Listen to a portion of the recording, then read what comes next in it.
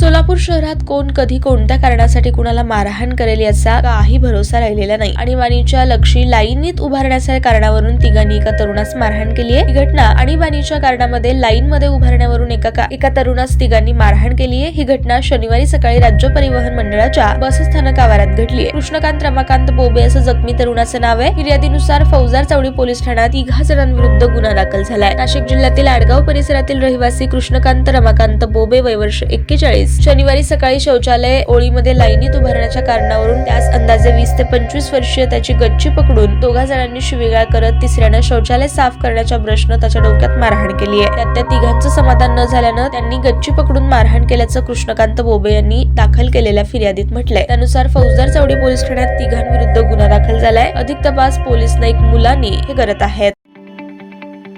ताज्या बातम्या पाहण्यासाठी प्राईम महाराष्ट्र न्यूज चॅनलला सबस्क्राईब करा.